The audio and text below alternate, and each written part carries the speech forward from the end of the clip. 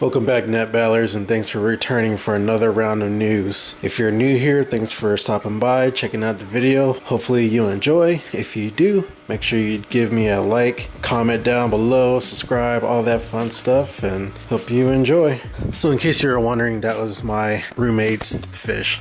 Just to get that out of the way before we start things off. It's pretty cool, right? Yeah, I know. Anyways, let's get started with the first item on the list. It's not too much of a big deal, but looks like you can buy some evolution stones from Pokemon for realsies. And I got this from Siliconera. Pokemon's Thunder, Fire, and Water evolution stones are coming to life as fancy collectibles. Quote, the Thunder, Fire, and Water stones that were used to evolve Vulpix, Staryu, and Pikachu, I'm surprised I got that right, and more since the first generation are coming to life in a fancy collectible Pokemon Evolution Stones candy box set. The 5,400 yen set comes with a Thunderstone, Firestone, and Waterstone replicas in a special box and some great flavored candy on the side. Here's a closer look at the Evolution Stones, and here's a picture to show that these collectible items aren't exactly very small either. The Pokemon Evolution Stones candy box is available for purchase at the Premium Bandai store for 5,400 yen. It is expected to release February 2018. Now I thought these were pretty cool. I might actually try to get some on my own if I can import them somehow. So if you know how to import, please hit me up in the comments down below because I would love to get my hands on some of these. These look awesome. And it says that there's grape flavored candy on the side, which means that these stones aren't candy themselves, which is good because then I kind of worry about candy melting in certain temperatures and whatnot. So since they're not candy themselves, won't have to worry about them melting. Tell me what you think down below about how these stones actually look. If you think they're pretty cool, would you like to get some? I don't think they're coming to the West, so I think our only option is going to be to import them. Next item on the list. It looks like South Park: The Fractured But Whole reviews have started coming in, and on DualShockers, they gave it a 9.5. Now, there was a little bit of controversy over it on the difficulty slider, which made the game harder if you chose to be a darker skinned character. I personally didn't think it was anything controversial. I thought it was funny, almost like a play at real life situations if you ask me, but I won't get into that. But I'm glad to see that this game is getting some pretty good reviews. I know a lot of people were worried about it because it kept being pushed back and delayed and all that fun stuff, but now it looks like it's finally here and it's coming out swinging with some awesome reviews. So tell me down below if you're planning on picking it up, and if you do, tell me what you think about it. Love to hear your thoughts down below. Next item on the list, Jack Bros side-scroller Shin Megami Tensei Synchronicity Prologue Series released as free PC download, and this is also from DualShockers. Quote, Atlas has launched the fake Jack Bros side-scrolling game as Shin Megami Tensei Synchronicity Prologue, available now for PC. Shin Megami Tensei I can never say this word right. Synchronicity Prologue stars Jack Frost and Jack-O-Lantern, two notable characters from Shin Megami Tensei universe. Furthermore, the game was developed by the Krobon-led Den Fami Nico, Game Magazine's Ladybug team. This is also the team who released the RPG Maker minigame featured in the Konosuba God's Blessing on Those Wonderful World Season 2 Blu-ray. Shin Megami Tensei Synchronicity Prologue is available for free on PC and does not require a very powerful machine to run it. Here are the specs detailed down below. So hopefully I'll be able to get a little screenshot of the actual requirements, and it really doesn't require much of anything. I mean, even only taking up 80 megabytes of hard drive, I mean, that's tiny. That's not even a tenth of a gig, and only 500 megabytes of RAM. Seems like almost anybody's potato will be able to run this game. Additionally, Shin Megami Tensei Synchronicity Prologue will be available for free until December 24th and can be downloaded right now. The game story is currently in Japanese, but there is enough English text to play through the game in the West. The game features simple keyboard controls and allows players to switch between the two iconic characters at any moment. Players will be able to run through enemy-infested dungeons while hacking and slashing their way to the level boss. Lastly, the art design is reminiscent of classic pixel art games. This is the first game the two characters have starred in since their debut on Virtual Boy. So it's pretty cool that they're releasing this prologue, although I'm wondering what the prologue is for. I'm guessing Shin Megami Tensei 5 or whatever it is that's coming to the Switch, but I could be wrong. It could be something totally different. There were patent releases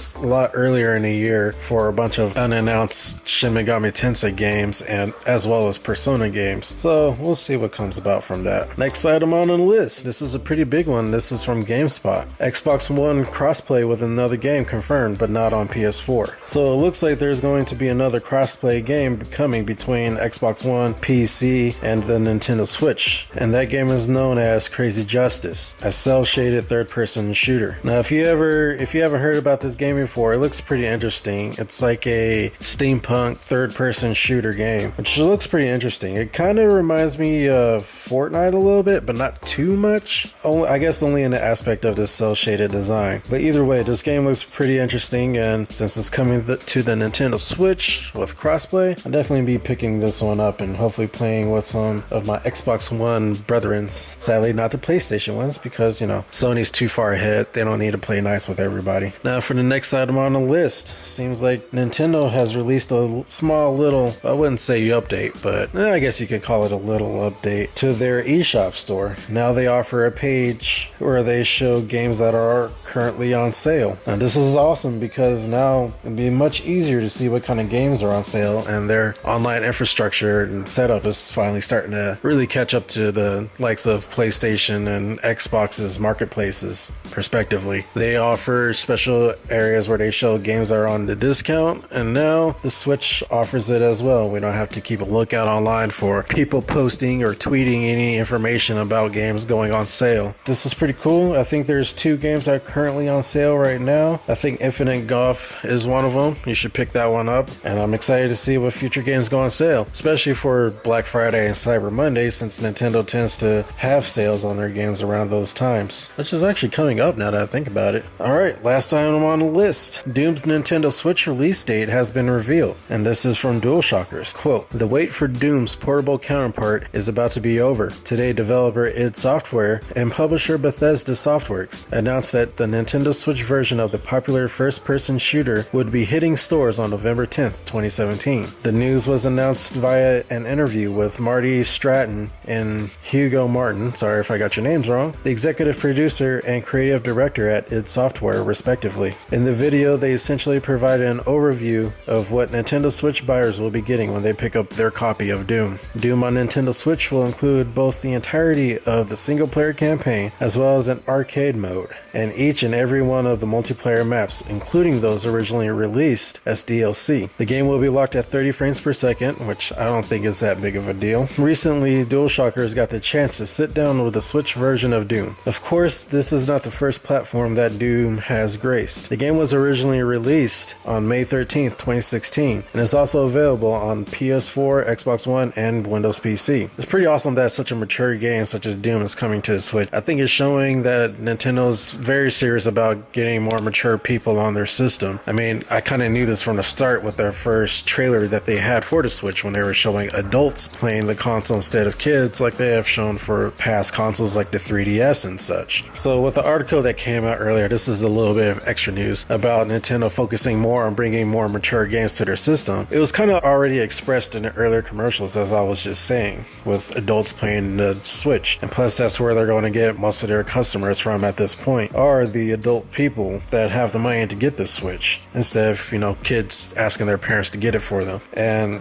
the 3DS, I think, has, as far as I know, the 3DS has been purchased more by adults for adults than for kids. Could be wrong, it's just my experience. I mean, I've been loving my 3DS, but I love my Switch more, and it's awesome that they're focusing more on bringing mature games to the Switch. With the likes of, say, Skyrim and Doom and in the future Wolfenstein, there's going to be some awesome games, mature games, coming to the Switch, and I'm very excited for it. Hopefully we get some awesome mature RPGs as well, such as Fallout. And if Obsidian is making another Fallout, as teased before, if you've seen it in one of my earlier videos, if they are making a Fallout game, that would be incredible to get on the Switch, as I believe that Obsidian makes some of the best RPGs around, with KOTOR 2 and Fallout New Vegas, which I think KOTOR 2 was better than the first one, and New Vegas, although I never finished it because of the bugs, but from what I played, I liked it more than Fallout 3, just a little bit more. Fallout 3 will always be my favorite, but Fallout New Vegas was very good. good. So tell me what you guys think about this news down below. If you enjoyed, make sure you like, comment, subscribe, share, all that fun stuff. Especially make sure you subscribe, as I really appreciate having new net battlers joining the fold. And